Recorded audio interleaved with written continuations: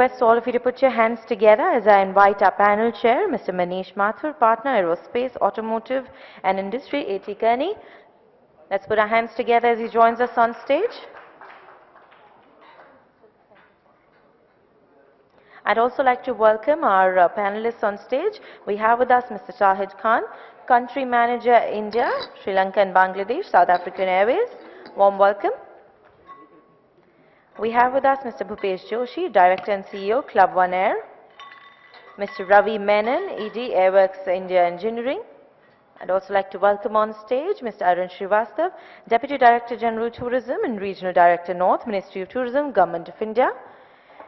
And a little later, we'll be joined by Mr. Anil Srivastav, Joint Secretary, Ministry of Civil Aviation, Government of India. But meanwhile, before he joins us, we'll anyways begin with the panel discussion. Again, we'd like to end the panel discussion on an open house.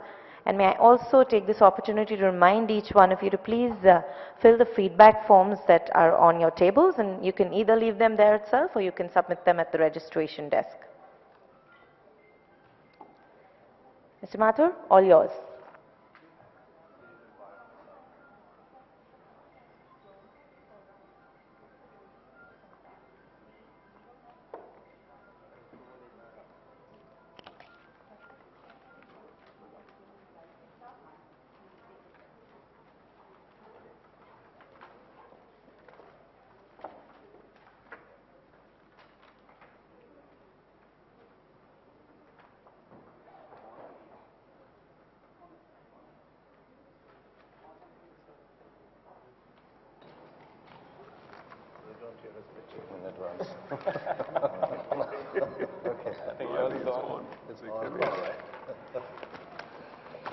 Okay, good afternoon everybody and welcome to the final session of this conference.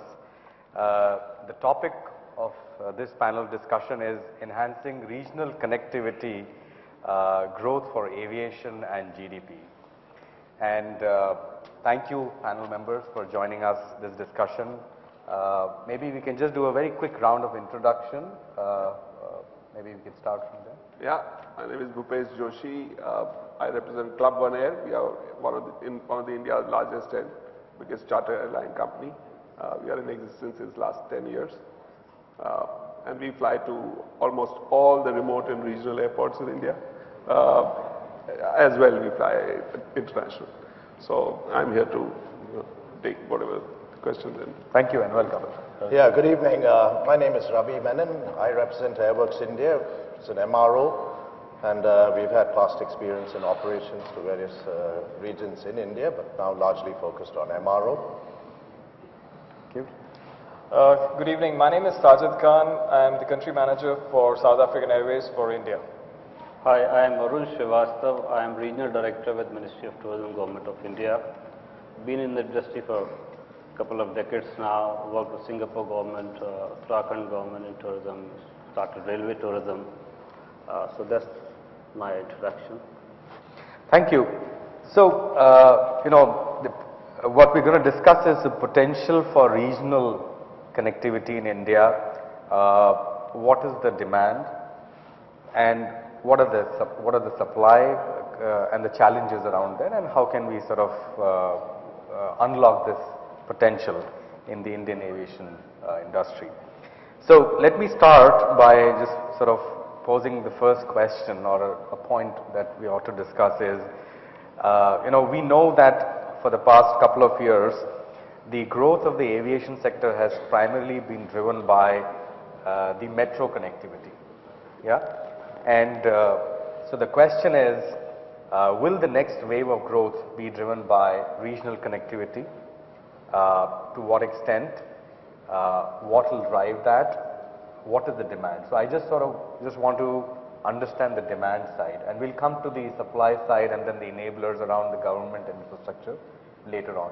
I just want to understand, is there demand for regional connectivity in India, and how would you characterize that demand? What kind of demand is that? Maybe we can start with you. Yeah, thanks, Manish. We certainly see a move towards this direction. We do see now demand emerging out of Tier 3 and beyond. Of course, the biggest witness to the first-time travelers from all areas of India. We have seen it in, from the time Deccan started, and now, of course, SpiceJet and other scheduled carriers carrying them. The demand in terms of volumes, we have yet to gauge because there is no such study or data that is available as of today. So, but yes, we do see demand emerging out of Tier 3 and Tier 4, 5 cities. Remote areas, the connectivity definitely is required, but again, as I said, the numbers and the volumes, we really need to work together with the Ministry of Tourism, with local bodies, and understand, because eventually when we discuss everything, the commercial viability becomes an issue to larger extent, and if that's so, then the government role towards that also becomes an issue. So there is definitely the need, whether the demand is there in the remote areas, is there or not. Of course, regional areas, we definitely see a lot of demand. There are places where there are no flights today, and reaching those becomes by road and all is a big task even today. Whether they are industrial hubs, whether they are tourist towns, or whether they are other areas that people want to travel to. A city like Pantnagar. Today, there's hardly any connectivity to Pantnagar. Now, Pantnagar has a huge industrial, backlog where the people want to travel to. So, we definitely see demands that is coming up. We will need to, work at the data and all that. Sure. And there are players now emerging who are willing to, players like us who are willing to sub. Okay. So you made some interesting points. So you're saying that there is demand in these Tier 2, Tier 3 cities. You've seen that kind of demand from smaller industrial clusters like Pantnagar and all. So let me come to you, Arun, on the sort of Tier 2, Tier 3 city demand from a tourism perspective. Where do you think is that demand? What kind of demand is that? And what can regional connectivity do to spur tourism in these Tier 2, Tier 3 cities? In fact, it's, I would say, probably a bit interesting and ironical at the same time that just in looking at the demand side, where our numbers, I would like to share some numbers. Probably a year back, domestic tourist visits in India were more than 1,000 million. So that's more than 100 crores domestic visits. And international or inbound tourism is more than 7 million. So the number clearly indicates that if not the international or the foreign tourists, there's enough of domestic tourists.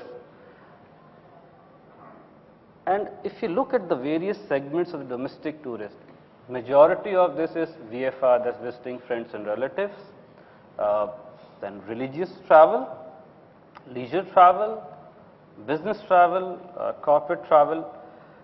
This is the kind of segments what we have within the domestic travel demand, which is more than probably, the numbers are more than 1,000 million. Now today, if you look at the key tourism cities or the tourism places, we're talking about tourism demand through tourism. Look at Tirupati, you do not have any air connectivity. You look at Shimla, you have no air connectivity. Probably some places in Rajasthan with almost nil, connectivity.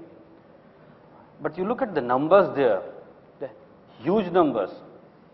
So that means there is a demand. Now, how to capitalize on the demand? Of course, there are a lot of gaps. That's where encouragement from the government side comes into picture.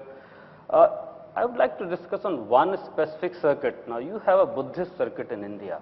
Probably cities like Varanasi, your Kushinagar, that's near Gorakhpur, Shravasti, and the Lumni on the Nepal side. Now, this circuit has the potential to be one of the largest religious circuits in the world, of course, but you do not have any interconnectivity within the circuit. You can go up to Varanasi, but you will not be able to fly from Varanasi to Bodh Gaya or to Kushinagar or to Lumni and back to Delhi. So that's one circuit which has huge potential in terms of the domestic as well as international travel. And when you have the international travelers, you have enough of the high value tourists coming there. And one more very interesting point, these people who would be obviously using the air connectivity part are the high paying tourists. So they not only contribute to the tourism of that area, but on the whole to the economic development of that area. Similarly, there are many circuits in India. In fact, Uttar Pradesh government, I have seen it recently, they have identified one circuit and they call it Heritage Arc. You must have seen their advertisement campaign all over. So they are trying to promote Lucknow, Agra and Varanasi as in one Heritage Arc. But the irony is there is no interconnectivity within these three cities. So that's where the challenge is, and of course there's plenty of demand. Okay. Sajid, let me come to you. There's probably a third element of this demand, which is connecting international travel to the sort of regional travel within the country. So where do you see that kind of potential? Today, to get to any success with airline business, you need to have your load factors right, you need to have your yield right, and you need to have your costs down. Now, the only thing that is controllable is your traffic. And in terms of traffic, if you want to connect to various cities in town and have a regional connect with the passengers, you need to be online over there. And that's not a very feasible solution. If you're online, let's say for example, South African Airways online only from Bombay. Now, being online from Bombay, you get the Bombay market, you probably get a little bit of Delhi market and the metro markets, but you don't get the regional market. Now, how do you get over that scenario? There's one solution. That solution is codeshare. Codeshare is to work with other airlines to carry those passengers to your point in India and then take it forward. We've tried that, but still the demand, like Bhupesh rightly said, it's more from the tier 3, 4 cities which are not connected even by those domestic airlines. We need those passengers to come in.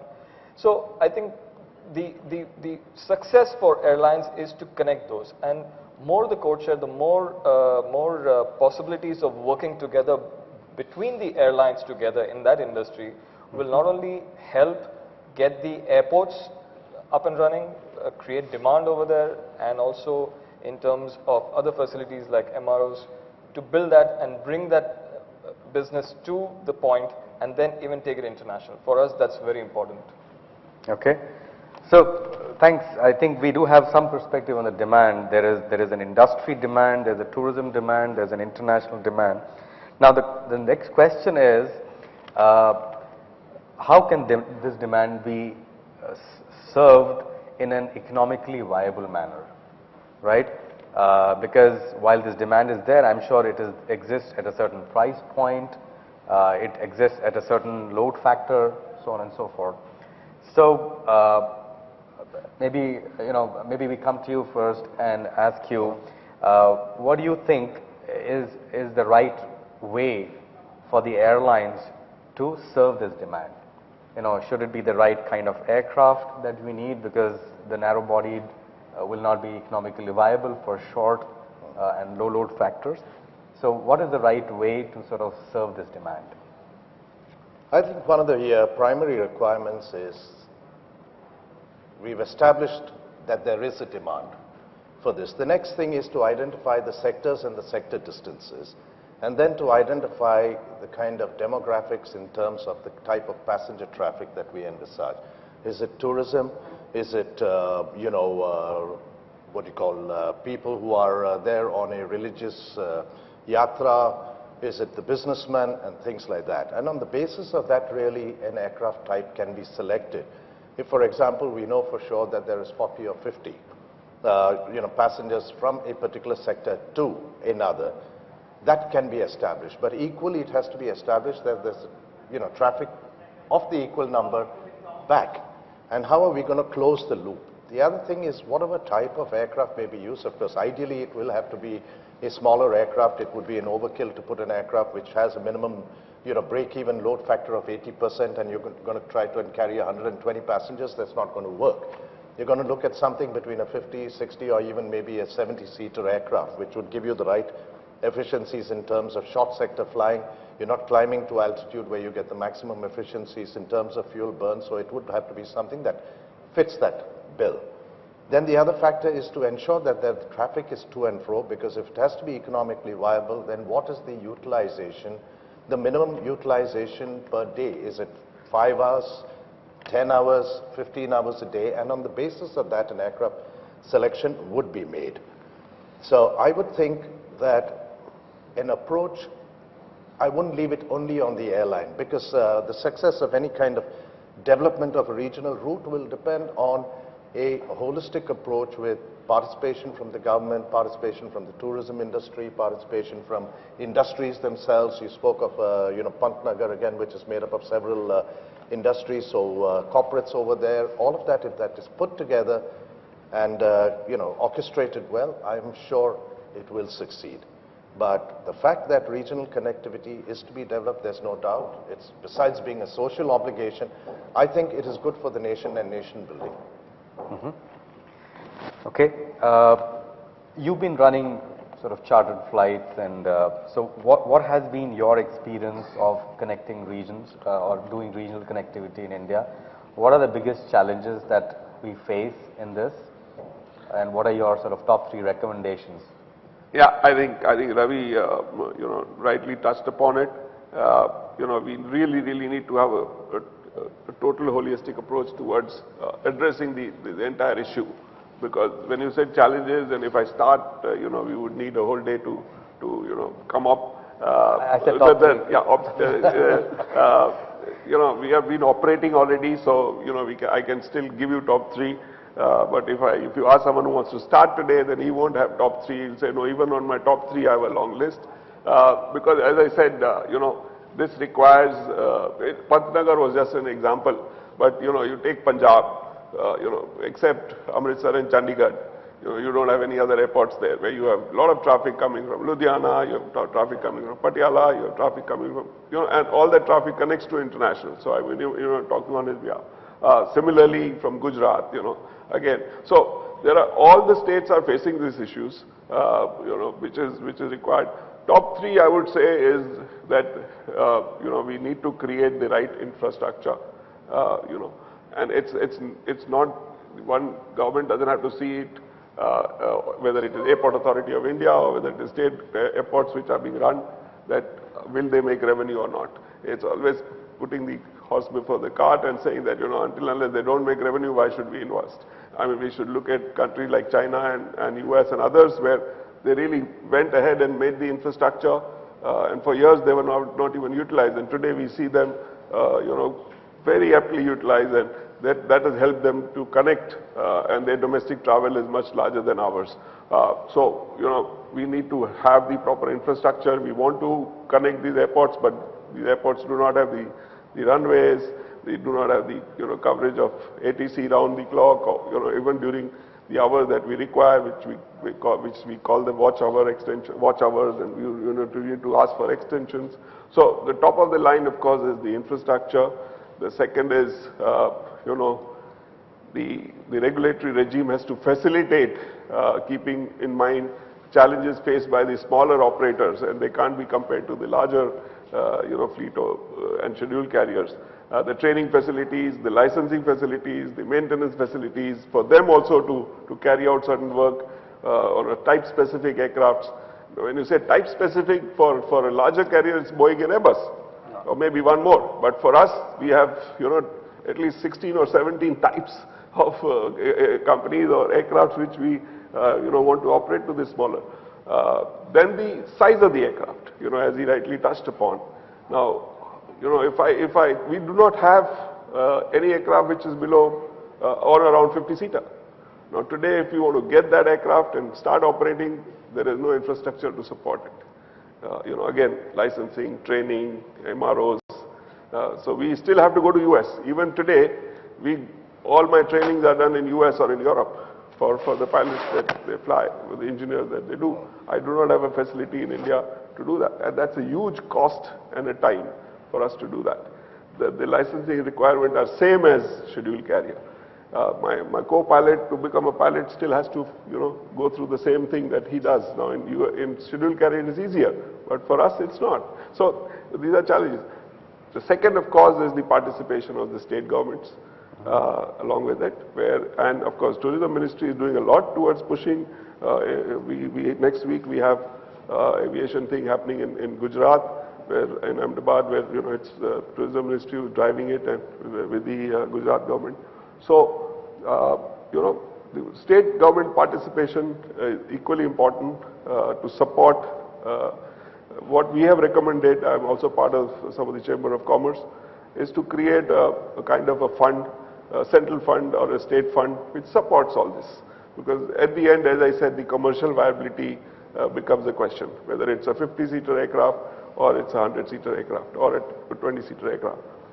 Today we see all these state governments half-heartedly, I would say, trying to push this, where there are players with, 9-seater turboprop, non-air conditioned, non-pressurized cabin, trying to cover these regional routes. Now we all know summers in India, or the weathers in India are extreme, most of these places. And who would want to sit on the ground for 20 minutes in a heat, where you can cover that same distance by road for in 1.5 hours to fly, when you do that, and nobody is going to do that. So that's why those those circuits are not being served, because people have tried with those 1-seater caravan turboprops. Excuse me, I'm naming the aircraft. I'm not against the aircraft or a type of aircraft, but I'm just saying that it doesn't serve the purpose that one wants to do it for. So infrastructure, will and support from the government and the regulatory regime to really make it happen. And third, of course, is, as we've said, that Ministry of Tourism and local ministries working together to create the supply and demand gap that is. So, just to sort of coming back to tourism, what can the Ministry of Tourism sort of do to work together with the Ministry of Civil Aviation to sort of drive fulfillment of this regional travel requirement or regional travel demand? Any thoughts? Maybe you want to just highlight what you're already doing, or maybe what you ought to be doing. In fact, what one thing probably our new PM has done, he has given the same Minister for Tourism and Civil Aviation. Probably that's one of the best thing or better things which have happened in the recent times. Tourism Minister is also a State Minister in the Civil Aviation, so and culture as well. So I think there's a lot of synergy in terms of tourism, civil aviation, and culture. Now coming back to the question, Tourism Ministry has been working on basically creating infrastructure in various cities which have some tourism interest, be it tier 3, tier 4, whatever cities across India. Now those, we have a scheme which is called Centrally Financial Assisted Schemes.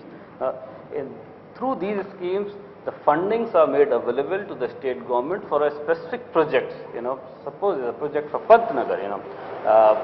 So that is where state government put across the project, and then on annual basis we support all the state government to create tourism friendly and tourism related infrastructure, and that's how create some sort of tourism demand there. In fact, one of the schemes also have a scheme element of helipads, where you can develop the helipads, existing helipads or the new helipads.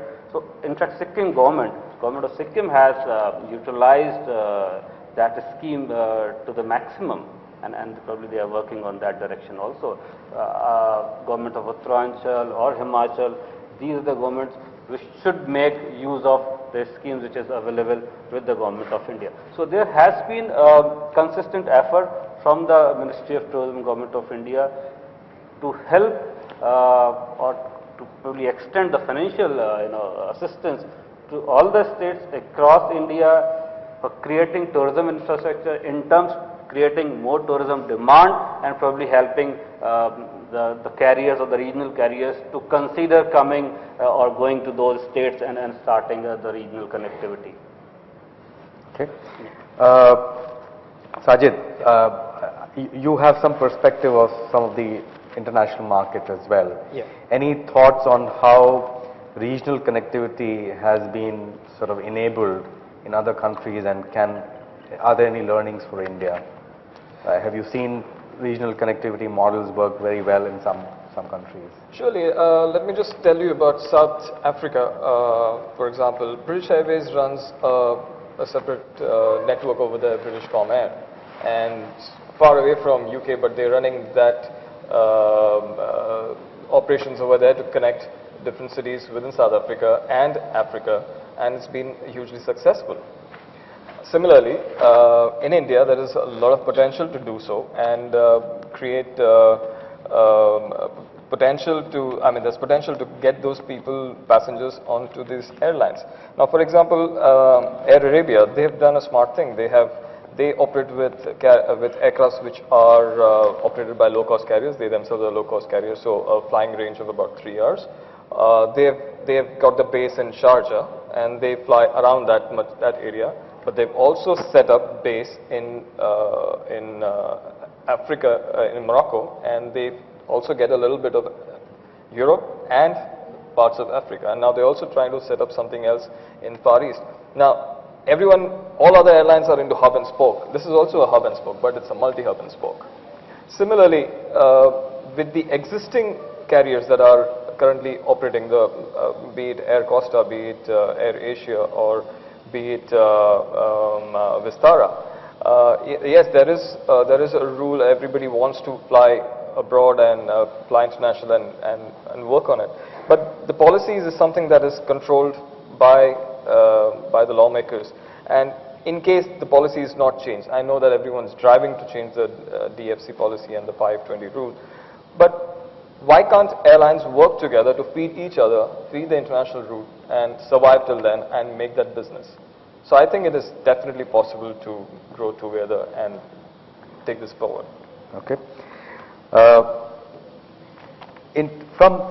again, coming back to infrastructure, what are your thoughts on the infrastructure, the lack of it, maybe from an MRO perspective or any other dimensions, which is sort of hindering the growth of the regional airlines? Right. I think one is there has to be a definitive policy.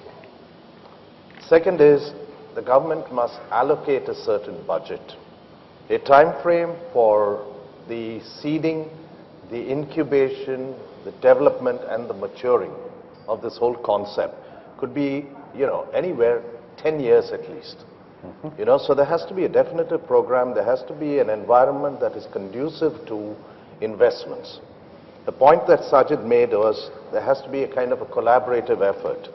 So if perhaps the airlines were to collaborate and say that I have an obligation to carry, 20 passengers between some of these regional airlines based on the so-called route dispersal guidelines that are there to develop some of these under-connected and under-networked cities.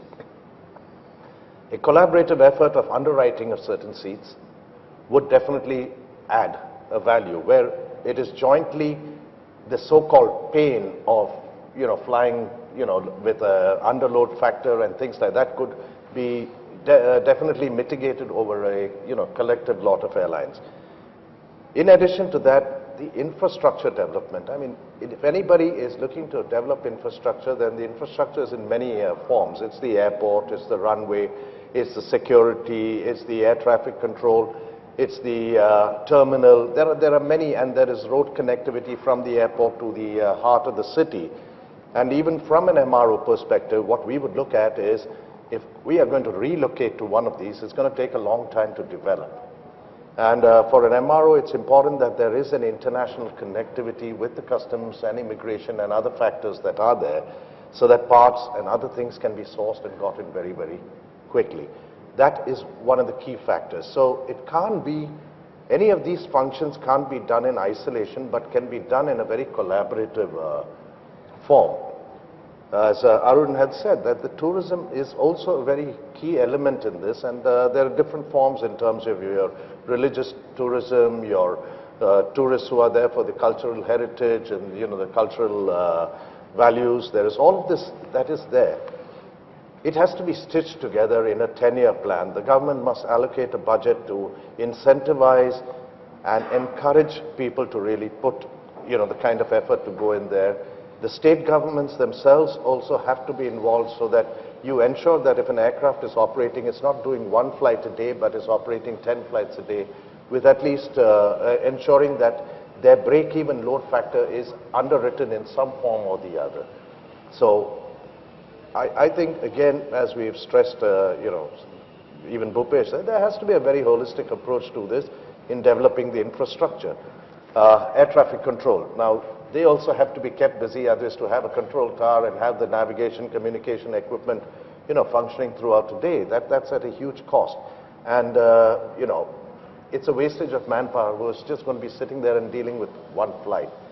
So if there's a definitive plan, there's a roadmap that is well there are milestones defined that in year 1, this is what we hope to achieve, year 2, year 3, year 4. If that is there, then I believe that it can be successfully developed. Okay.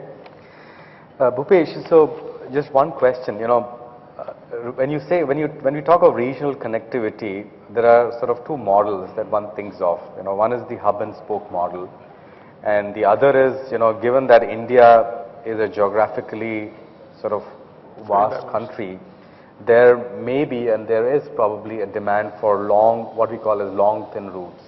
Yeah. So the hub and spoke would be that, okay, you take passengers from Jaipur into Delhi and then you fly them to Bombay or you fly them international. And the long thin routes would be, relatively lower loads, but longer distances where you cannot really do, other modes of transportation like road or rail. So where do you think India is on developing both these kinds of regional connectivity models? See, I think the longer routes or the thin routes that you talk about, to some extent or to a larger extent, those have been addressed, are being addressed by DGCA through this route dispersal guidelines, where the airlines are made to fly to northeast and airlines are made to fly to airports which are not connected directly through metro. And now, of course, they've again come up with a new formula where the points will be avoided, so that once you get the credits, then you can fly abroad even without having 20 aircraft. So those are still under discussion. But the key thing that you said is hub and spoke. The hub and spoke, of course, again is one of the burning issues that we, as any of the small operators who wants to really connect to the spokes and bring them into hub, we do not have the same treatment at the hub as the scheduled carriers have. Mumbai Airport doesn't want us to be parked there. Mumbai Airport, when I say we, means smaller operators or regional operators who really want to, do that. We have restrictions, in terms of parking. We have restrictions in terms of slots. At most of these hub airports, the charges are, same as for the scheduled carriers, which are, of course, very, very high when it comes to small operations. If an aircraft operating with 10 seats cannot afford to pay the same charges as an aircraft operating with 100 seats or 200 seats. So there are those, areas that we really need to collaborate and have a total approach where, it is driven through the top and say that no, these are done, and time frame or 5 years plan or 10 years plan, as you suggested, for anyone to really work on it is the way forward. As Raviji said, that the tourism ministry has a fund, but the fund is only to create or start an infrastructure. Now that fund, whether it is connecting to the end purpose, is that also needs to be looked at, and I'm sure there are some now with central and state government working together, those areas are being addressed, but those are the ones which are needed. So if suppose somebody is making a heliport, is good, but whether the regulatory regime allows the helicopters to operate there with the same ease, whether the MRO facilities are allowed to set up there with the same ease, those are the questions, and those, again, those needs to be connected. I think the key drivers are that, everybody needs to work together, right from the government and the industry, to really find viable solutions. State governments are today doing it on their own. Central government is trying to push it, on their own. That is not working. We have seen that's not worked for many, many years. And we hope and we wish that it works, because we are in the business and we want to really grow. So if that happens, then we really want that to happen. But unfortunately, we don't still see that happening. The various issues and challenges. Okay, so maybe let me just sort of bring one final point before we maybe can just do a wrap up. We've talked about passenger regional connectivity. What about sort of freight regional connectivity? We also have a lot of, we talked of Pantnagar and all. So there must be a lot of goods movement required from regions. Absolutely, absolutely. Yeah? I think so what is the demand there, and how is it being served today, and how can we improve that? No, I think it's more or less same as the passenger viability, connection at remote airports, and there it is not for remote but more for regional airports rather. So logistic demand is increasing, especially with the e-commerce growing, and with all these order on mail and deliver on the same day. We getting queries now for us to put aircrafts to deliver these goods. But again, it boils down to the entire viability of the whole concept, where the infrastructure has to be made available at a cost which is acceptable, and it is drivable for the purpose. The government and the licensing norms have to be, I wouldn't say change, but at least support, so that we are able to operate in those environments. Like, I'll give you a very simple example of flight duty limitations. They're same as the scheduled carrier. Now today, whether my pilot operates 2 hours flight and doesn't operate for next 2 days, if he operates at night, he has to again wait, take a rest for 14 hours before or 12 hours before he can operate the next flight. Now something like that needs to be looked at in a realistic manner, where whether it is really worth it to do that without compromising on safety. None of us wants to compromise on safety at any given time. But how do we manage all these and balance them to make sure this happens? And logistic is really coming up. A lot of demand we see in this area, and as we all know, there are no cargo airlines connecting to any of these as of today.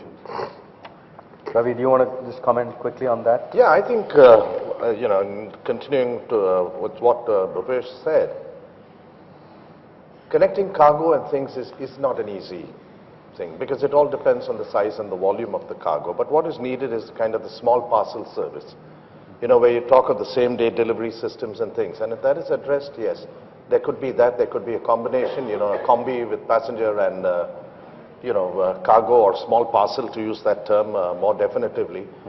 So the potential is there. Potential to develop regional connectivity, it's all there.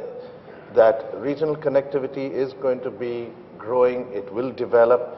But as I said earlier, it requires the correct mindset. It requires creating that environment which is investor friendly, which is economically viable. It makes it economically viable for everyone, all these stakeholders. And when that is done, it's going to happen. So the tourism industry will go. The tourism could be, as I said, the medical tourism. It could be, devotees or religious tourism. It could be so many factors. The hospitality industry itself, all of this will take off. But yeah, it's a no-brainer that yes, regional connectivity is going to happen. We have airlines, like Costa, who are doing some element between tier 2 cities. We have Fly Easy, Air Pegasus, ABC, all of them who have announced, and all of them are coming with, the smaller aircraft, be it the smaller jets or the turboprops or things which would give the best economic viability, and it's going to pick up. But when you talk of tier 3 and tier 4 cities, that's going to take some time. Take, for example, one of the earlier presentations, they spoke of 37 airports in India unused. Now, those airports were created for a variety of reasons. Are those reasons still applicable today, or has the need outgrown those particular locations? One of that I found interesting, Vellore. Vellore is a medical center, that has medical tourism, people coming from all over the world, from different parts of the world, different parts of the country, and they have to get into Chennai, for example, and then drive 3.5 hours.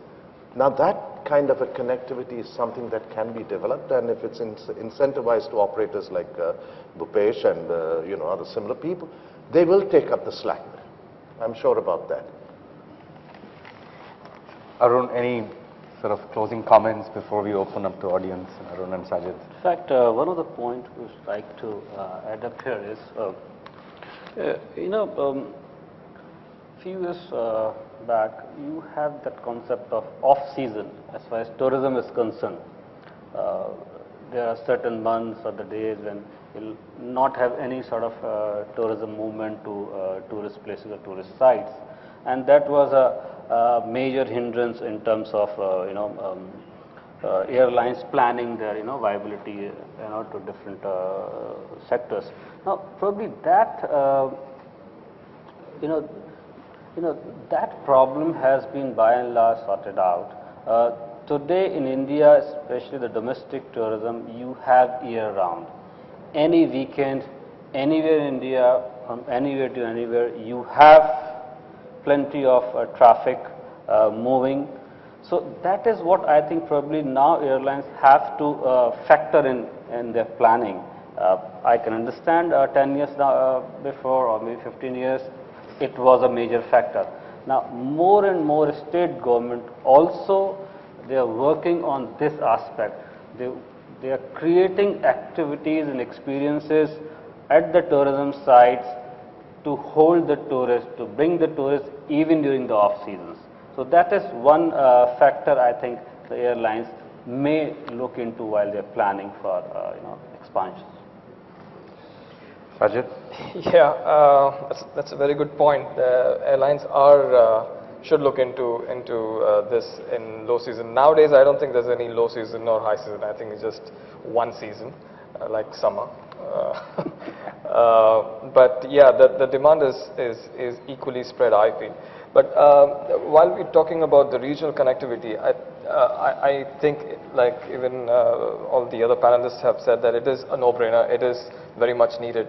But in closing, I just want to also touch upon the points which even established carriers, scheduled carriers, and of course operators, charter operators would feel are the taxes, the barriers for further enhancement. And even I'm talking about airport taxes like T2 or T3. They are huge, even for maintaining your office space, and eventually everything else, including your data point, including your telephone, everything else is extremely expensive, and all that translates into the passenger paying that. So I think when the policies are being made to get regional connectivity better, we also need to look at what's already been established and already creating more barriers into established practices. So I think it has to be together. Great. Thank you, gentlemen. And maybe we now open it up to the audience if there are any questions or discussion points from the audience for the panel members. The audience is already thinned down. So the last session. Today is a bad day because cricket match. Are we winning or losing?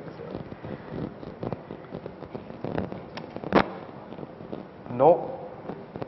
So maybe then we just sort of conclude the panel discussion. Thank you all for joining us and sharing your views on regional connectivity, and we hope that all the stakeholders involved in the industry work together to improve the regional connectivity in the country. Great. Thank you so much. Thank you.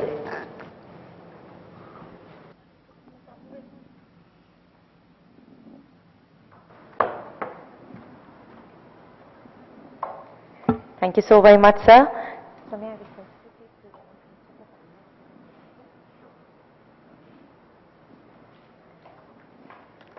So if I may request you to please hand over a memento to each one of our panelists.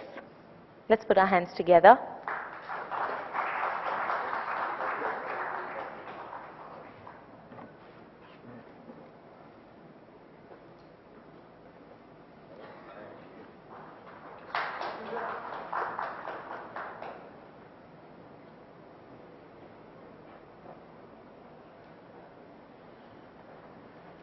Thank you so very much.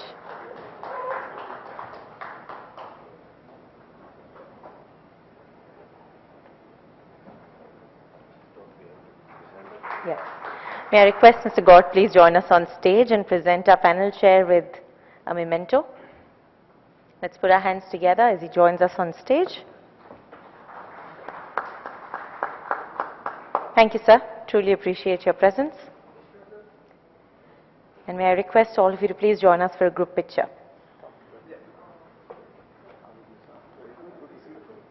Group picture.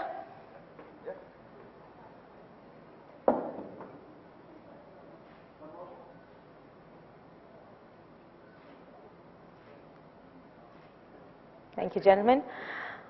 Well, I truly hope that the Economic Times Aviation Focus Summit has been very enlightening for each one of you. I'd like to thank all you industry experts for joining us and making this a very interactive day indeed.